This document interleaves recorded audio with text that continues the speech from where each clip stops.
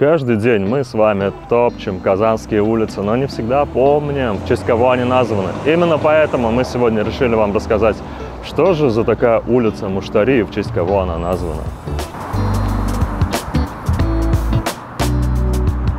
Улица Муштари, по-татарски Муштари Ураме, названа в честь выдающегося татарского ученого в области механики, первого доктора физико-математических наук из татар Хамида Музафаровича Муштари.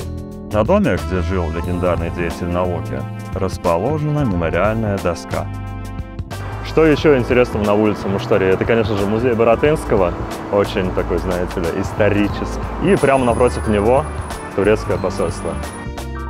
Улица Муштари отличается большим количеством архитектурных и исторических памятников. Расположена она в Вахитовском районе, в центре города. Протянулась от Большой Красной улицы до улицы Ульянова-Ленина.